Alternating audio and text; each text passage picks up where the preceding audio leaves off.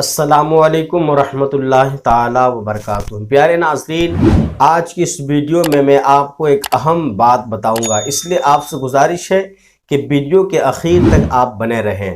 کبھی کبھی کیا ہوتا ہے، کھانا کھانے کے بعد دانتوں میں کچھ اجزاء جو ہے پھنسے ہوئے رہتے ہیں، ان کو یا تو ہم نکال کر پھینک دیتے ہیں یا کبھی کبھی کھا جاتے ہیں۔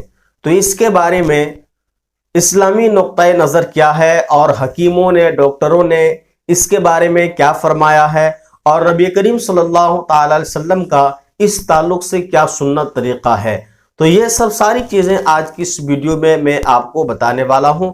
گزارش ہے کہ ویڈیو کے اخیر تک آپ بنے رہیں تاکہ ہر بات کو آپ بالکل وضاحت کے ساتھ سمجھ سکیں۔ پیارے ناظرین، یاد رکھیے، کھانا کھانے کے بعد جو ہے دانتوں میں کچھ اجزاء جو ہے پھنسا ہوا رہتا ہے، اور اس کو ہم نکالتے ہیں اور کبھی کبھی کھا بھی جاتے ہیں، کبھی کبھی پھینک بھی دیتے ہیں۔ تو اس کے بارے میں سنت طریقہ کیا ہے سن لیجئے۔ نبی کریم صلی اللہ تعالی علیہ وسلم کا سنت طریقہ یہ ہے کہ جب نبی کریم صلی اللہ تعالی علیہ وسلم کھانا کھاتے تھے تو جب آخری لاسٹ لقمہ بچتا تھا تو لاسٹ لقمہ کھانے کے بعد آپ اپنے پلیٹ کو، جس میں آپ کھانا کھاتے تھے، جس برتن میں، اس کو اچھی طرح سے انگلیوں سے صاف کر کے، چاٹ کر کے صاف کر دیتے تھے اور چاٹ کر کھانا کھاتے تھے۔ انگلیوں کو بھی چاٹتے تھے اور جس پلیٹ میں آپ کھانا کھا رہے ہیں اس پلیٹ کو بھی انگلیوں سے چاٹتے تھے۔ بہرحال یہ بھی ایک سنت طریقہ ہے۔ اس کے بعد آپ اپنے زبان سے منہ میں جہاں بھی کچھ پھنسا ہوا ہو تو اس کو نکال لیتے تھے اپنے زبان سے، یعنی آپ کھانا کھا رہے ہیں، آخری لقمہ ہے، اس کو کھا لیے، اس کے بعد آپ پلیٹ کو چاٹنا شروع کر دیتے ہیں۔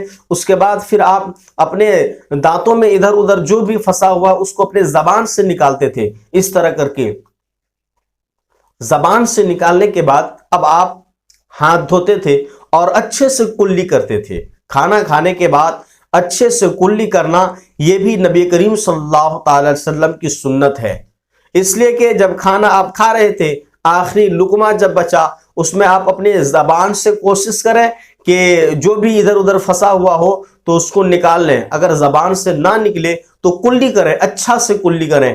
اس میں بھی اگر نہ نکلا اچھا سے کلی کرنے کے بعد، تو اب نبی کریم صلی اللہ تعالی علیہ وسلم کی یہ بھی سنت ہے کہ آپ خلال کرتے تھے، تو خلال کریں۔ اب یہاں یاد رکھیے، خلال بہت سارے لوگ اپنے اپنے انداز میں کرتے ہیں، لکڑی سے کرتے ہیں، اور بہت سارے لوگ ماچس کی تلیوں سے کرتے ہیں۔ بہرحال لوگوں کے اپنے اپنے انداز ہیں، لیکن جو ہے میں آپ کو مشورہ دوں گا کہ آپ نیم کی جو ہوتی ہے، لکڑی ہوتی ہے، نیم کا جو پتا ہوتا ہے اور نیم کا جو سوکھا باریک سی جو لکڑی ہوتی ہے پتا میں، تو اس سے آپ خلال کریں۔ نیم کی جو ہوتی ہے خلال کرنے والی چیزیں، اس سے آپ خلال کریں، یہ بہت اچھا طریقہ ہے۔ اور یہ بھی یاد رکھیے کہ ڈاکٹروں نے اس کے بارے میں کیا کہا ہے، حکیموں نے اس کے بارے میں کیا کہا ہے۔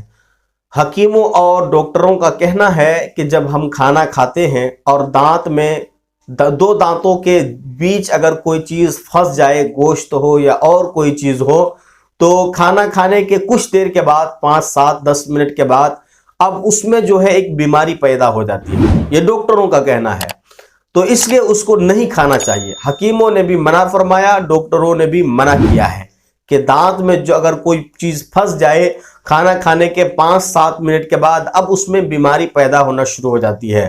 نبی کریم صلی اللہ تعالی علیہ وسلم کی پیاری سنت پہ آپ ماشاءاللہ سبحان اللہ کہیں، اس لیے کہ آج ڈاکٹر اور حکیم جس چیز کو بتا رہے ہیں، نبی کائنات صلی اللہ تعالی علیہ وسلم نے آج سے بہت دن پہلے، 1450 1500 سال پہلے آپ نے فرما دیا کہ اس کو نہیں کھانا چاہیے تھا۔ یعنی نبی کریم صلی اللہ تعالی وسلم کا اس کے تعلق سے حدیث بھی ہے۔ حضور صلی اللہ تعالی وسلم نے فرمایا ہے کہ اگر دانتوں کے درمیان کوئی چیز پھنس جائے تو اس کو آپ اپنے زبان سے نکالنے کی کوشش کریں۔ اگر زبان سے وہ چیز نکل جاتی ہے تو اس کو آپ کھا لیں، اور اگر زبان سے نہیں نکلتی ہے، خلال کے ذریعے سے نکلتی ہے، کسی لکڑی سے آپ نے خلال کیا، ماچس کے تلی سے آپ نے خلال کیا، یا آپ کسی طرح سے خلال کے ذریعے اگر آپ نے اس کو نکالا، تو اب नबी करीम सल्लल्लाहु अलैहि वसल्लम का फरमान है कि उसको आप हरगिज न खाएं। खिलाल के जरिए जो चीज निकाली गई है उसको बिल्कुल ना खाएं, हदीस में मना फरमाया है। और अगर दांतों से इस तरह करने से अगर वो निकल जाती है तो उसको आप खा सकते हैं, वो आपके इख्तियार की बात है।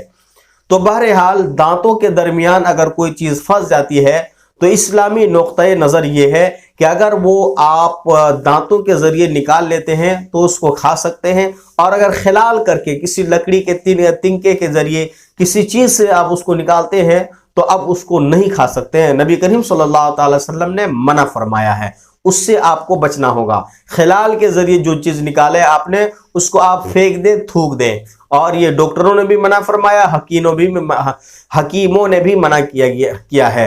बहरहाल इस्लामी नुक्ता नज़र भी यही है।